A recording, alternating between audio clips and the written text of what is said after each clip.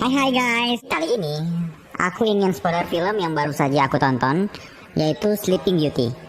Kalau di bahasa Indonesia ini sih artinya Bobo Cantik. Ini adalah film yang rilis di tahun 2011. Ini bukan film Disney ya, yang menceritakan tentang seorang putri yang tertidur lama gara-gara kena jarum, habis itu terbangun karena dicipu pangeran. Bukan sama sekali. Jadi, film ini menceritakan tentang kehidupan seorang wanita muda yang bertahan hidup sendirian. Demi kebutuhan hidupnya, biaya kuliah, biaya sewa tempat tinggal, dan biaya obat pacarnya yang sedang sakit. Dia rela mengambil banyak pekerjaan demi semua itu. Wanita cantik ini bernama Lucy.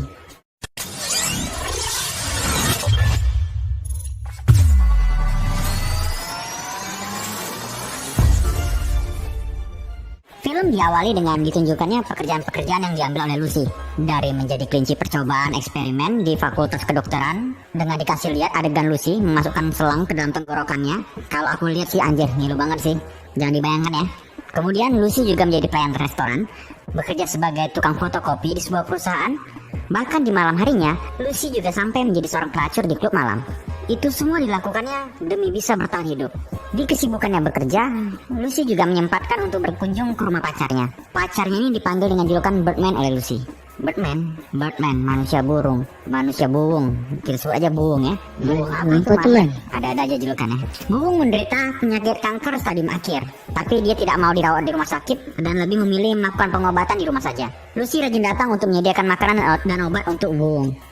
Nggak apa-apa lah ya, aku panggil buung. Nama juga panggilnya Birdman, agak sulit untuk diucapkan.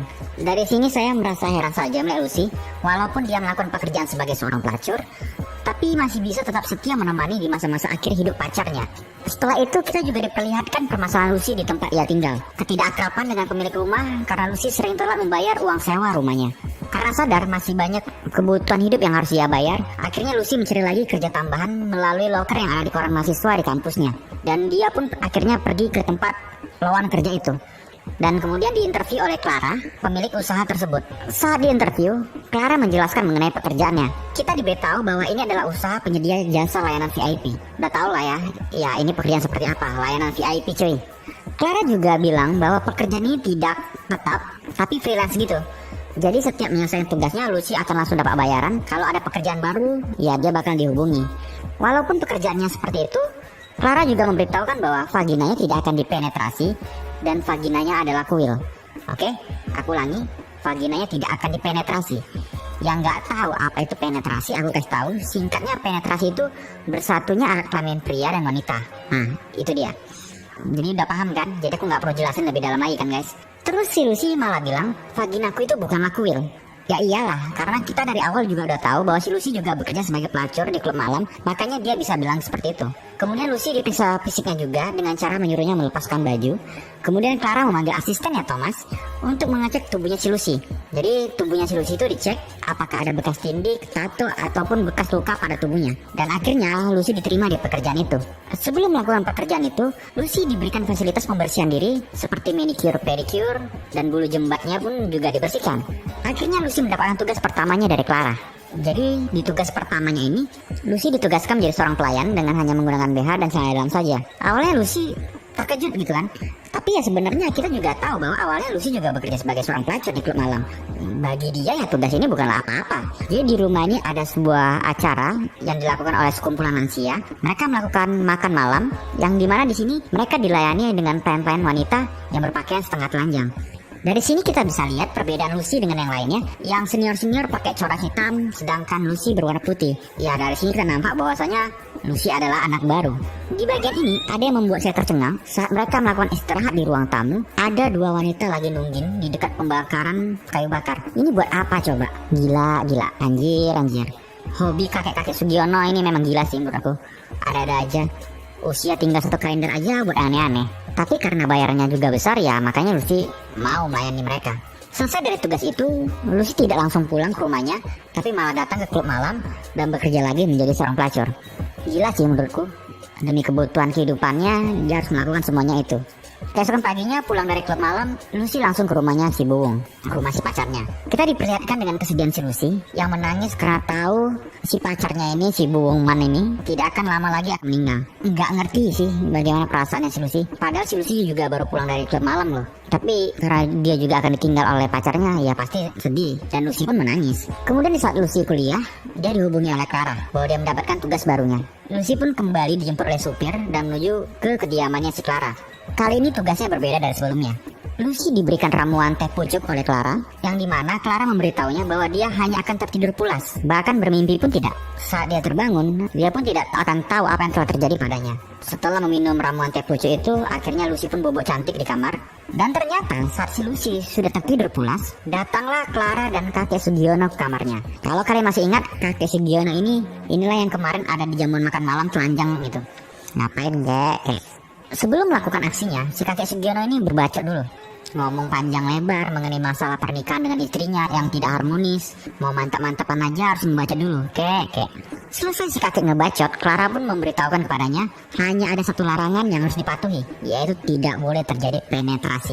Pokoknya kau nggak boleh masuk ke make-nya dia. Itulah inti dari larangan si Clara. Kemudian si kakek dengan gairahnya langsung membuka seluruh bajunya dan mulai menggrepe-grepe si Lucy.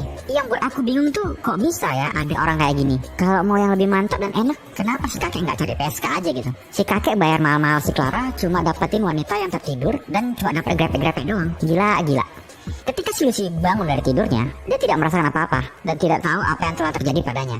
Keesokan harinya, Lucy mengalami banyak cobaan dan kesedihan secara beruntun. Pacarnya si Buwung atau Birdman akhirnya meninggal dunia. Kemudian dia dipecat dari pekerjaan tukang fotokopinya dan dia juga diusir dari kontrakannya. Kemudian dia pergi dan menyewa apartemen. Karena sewa apartemen yang mahal, Lucy pun meminta kepada Clara agar diberi pekerjaan lebih. Sampai suatu saat, ia kembali melakukan pekerjaan bobok cantik lagi. Dan kali ini kakek Sugiononya lebih kasar dan sange kepada tubuhnya Lucy. Sampai-sampai si kakek Sugiono ini melukai telinganya Lucy dengan api rokok. Ketika sudah tersadar dan perjalanan pulang, Lucy merasa heran mengapa ada luka di telinganya. Karena penasaran dengan apa yang terjadi selama dia tertidur, Lucy pun membeli kamera mini untuk merekam apa yang terjadi padanya saat tertidur. Keesokan harinya, Lucy mendadak dipanggil oleh Clara lagi untuk pekerjaan seperti biasanya. Sebelum meminum ramuan teh pucuknya, Lucy meminta kepada Clara agar memberitahunya apa yang terjadi padanya selama ia tertidur. Tapi Clara tidak mau memberitahukannya, karena itu adalah hal privasi kliennya. Setelah selesai meminum ramuannya, Lucy kembali tertidur di kamarnya. Tapi kali ini, ia memaksa badannya untuk bangun.